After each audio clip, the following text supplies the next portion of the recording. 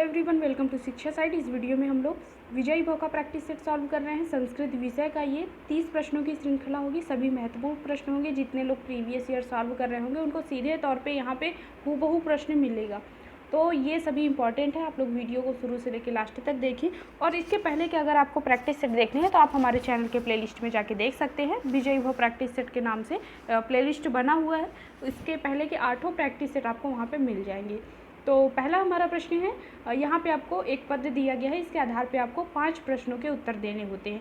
कई model paper में या कई प्रीवियस ईयर जब सॉल्व करेंगे तो कई बार ये पूछा जा सकता है और नहीं भी आता है। तो आपको इसके कुछ सूक्तियाँ होती हैं, अगर वही पढ़ लेंगे तो आप उसके आधार पे यहाँ पे आंसर दे सकेंगे। तो वो महत्वपूर्ण पद या सूक्तियाँ जो भी हैं वो आपको जल्द उस पर वीडियो आपको मिल जाएगा, तो आप वहाँ से तैयारी कर सकते हैं। तो चैनल को सब्सक्राइब कर ले, बेल आइकन को प्रेस करें जिससे नोटिफिकेशन आपको मिलता रहे। पहला है, यह श्लोक किस कवि से संबंधित है। तो आपको पहले श्लोक पढ़ना है और उसके आधार पे आपको अर्थ निकाल के तभी आंसर देना है। अकारणा विस्कृत वैरादु वैदारुणात् असज्जनात् कस्य भयं न जायते विषम महाहेरीव यस्य दुर्वचः सुदु सहम सन्निहितम सदा मुखे। तो इसमें आपको बताना है यह श्लोक किस कवि से संबंधित है। तो यह श्लोक जो है वो बाणभट्ट से संबंधित है। बी ऑप्शन आपका करेक्ट हो जाएगा। जब हम लोग पूरे सूक्तियों और पद्यों पे वीडियो लाएंगे तो बाणभट्ट, कालिदास सभी के जो महत्वपूर्ण सूक्तियाँ वो आपको करवा दी जाएगी।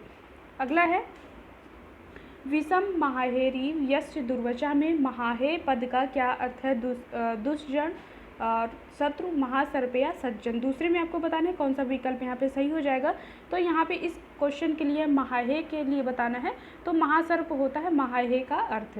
अगला है, उपयुक्त श्लोक किसके विषय में कहा गया है। सज्जनों के, दुर्जनों के, सर्पों के या विद्वानों के। तो तीसरे में आपको बताना है तो उपयुक्त श्लोक जो है वो दुर्जनों के बारे में कहा गया है और दुर्जनों का जो एक संबंध बताया गया है वो महासर्प से उसकी तुलना की गई है। अगला है, उपयुक्त श्लोक में किस छंद का प्रयोग किया गया है। अनुष्टुप, इंद्र, व्रजा, वंशस्थ और उपेंद्र व्रजा। तो आपको चारों विकल्पों में एक बताना है। आप लोग अपना स्कोर मुझे कमेंट बॉक्स में ज़रूर बताएं कि आपके कितने स्कोर के लगभग हो रहे हैं। तो चौथे के लिए इसमें जो छंद का प्रयोग किया गया है ये आपका हो जाएगा वंशस्थ, जो होता है सी ऑप्शन हो जाएगा। इस श्लोक में वंशस्थ छंद का प्रयोग किया गया है। अगला है, अकारण वैर करने वाले होते हैं सज्जन पुरुष, स्वार्थी पुरुष, असज्जन पुरुष या विषैले सर्प। तो यहाँ पे असज्जन पुरुष जो होते हैं वो अकारण वैर करने वाले होते हैं। सी ऑप्शन आपका करेक्ट हो जाएगा। यहाँ से श्लोक के प्रश्न समाप्त हो जाएंगे।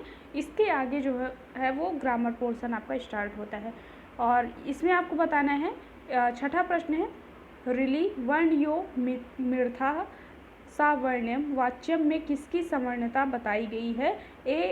री ए की, आ री की, री ल की या री ली की।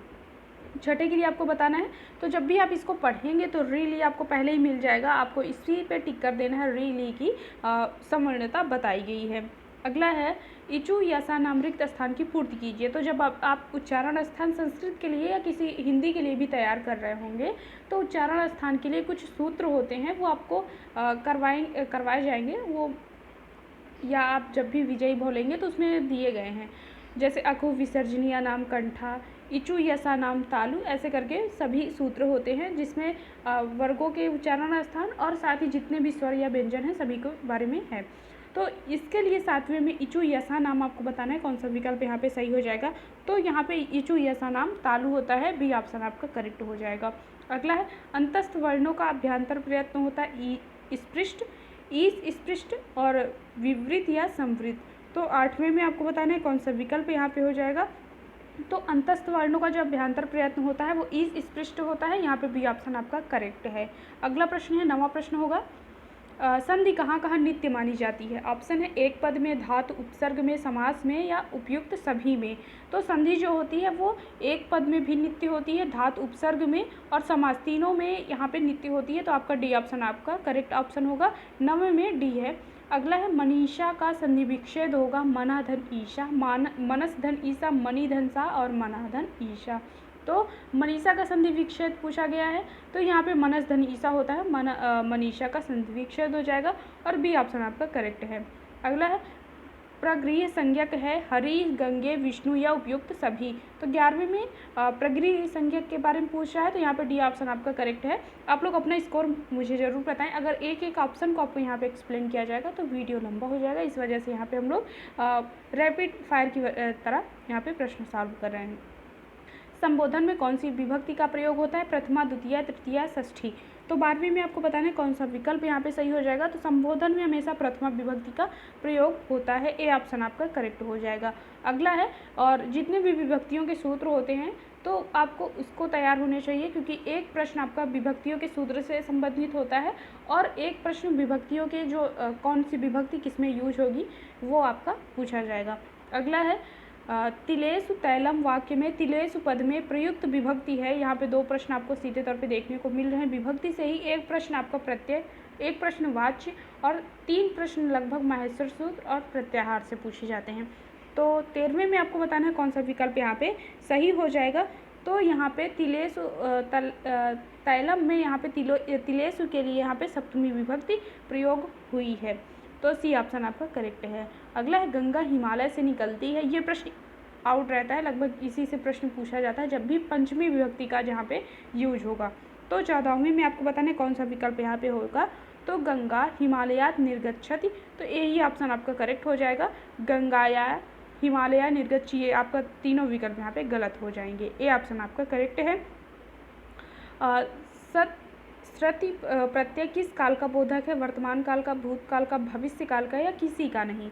आपको बताना है 15वें के लिए कौन सा विकल्प यहाँ पे हो जाएगा। तो जो श्रुति प्रत्यय होता है वो आपका वर्तमान काल के लिए बोधक होता है, ए ऑप्शन आपका करेक्ट है। अगला है, अहम गच्छामि का भाव वाच्य में परिवर्तन होने पर बनेगा। एक प्रश्न आपका वाच्य से पूछा जाता है, कहीं कहीं पूछ लेगा कि कर्तृवाच्य में कर्ता किस में होता है और कर्मवाच्य में किस में होता है, और कहीं कहीं पे आपको वाक्य देके उसका वाच्य परिवर्तन करने को बोल दिया जाता है।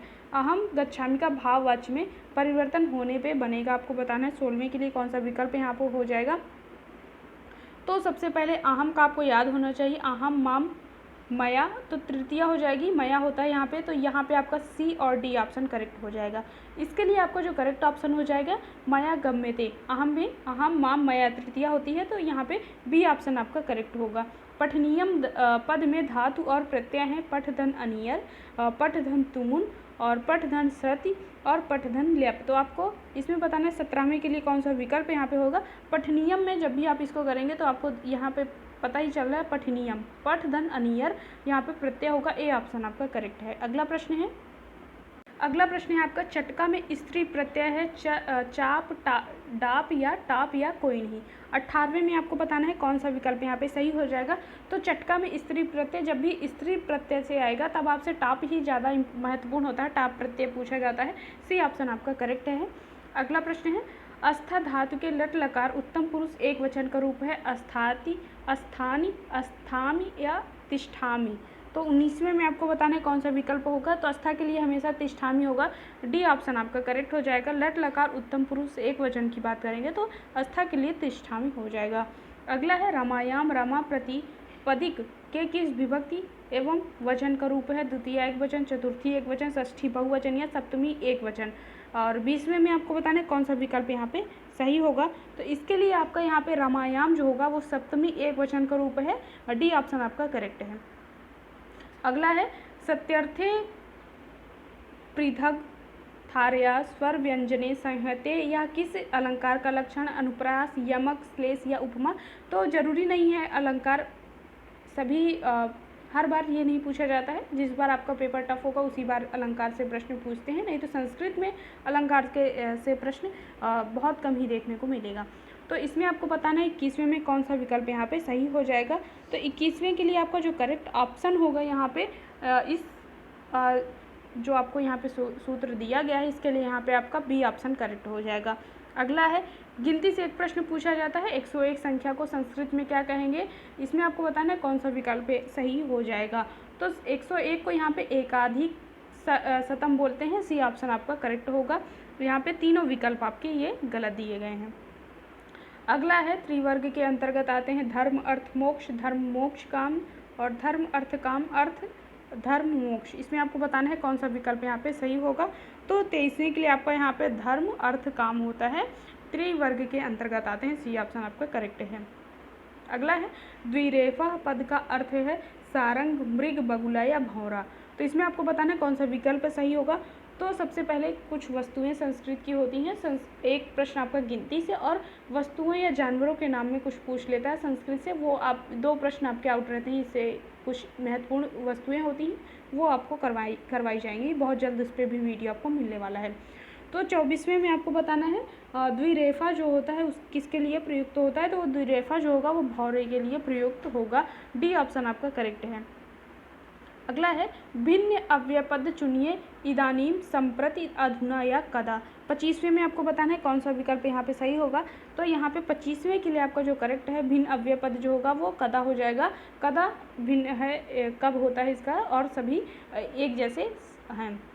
अगला प्रश्न है यहाँ पे आपका 25वें के लिए डी ऑप्शन करेक्ट है। अगला है संस्कृत के गद्य एवं पद्य खंड का शुद्ध उच्चारण सहित पढ़ने का सिद्धांत है अभ्यास का सिद्धांत, प्रयत्न का सिद्धांत, रुचि का सिद्धांत या स्वाभाविकता का सिद्धांत। 26वें में आपको बताना है और गद्य एवं पद्य खंड का शुद्ध उच्चारण पढ़ने का जो सिद्धांत होता है वो आपका यहाँ पे हो जाएगा अभ्यास का सिद्धांत। ए ऑप्शन करेक्ट है। अगला है हर भारतीय पंचपदी में निम्नलिखित में से कौन सा पद नहीं, व्याख्यान, प्रस्तावना, तुलना या सामान्यीकरण। तो हर्बर्ट की जो पंचपद प्रणाली है ये आपको याद होनी चाहिए। इसके सभी चरण याद होने चाहिए, सीरियल वाइज याद होने चाहिए। तो 27वें में आपको बताने कौन सा विकल्प यहाँ हो जाएगा। तो व्याख्यान इसमें नहीं होता है 5 पद में। ए ऑप्शन आपका करेक्ट है। अगला है आयोग द्वारा प्रस्तुत द्वितीय योजना में कौन सी भाषा नहीं, मातृभाषा या क्षेत्रीय भाषा, संस्कृत, अंग्रेजी या उर्दू। तो पहली भाषा जो होती है वो मातृभाषा होगी।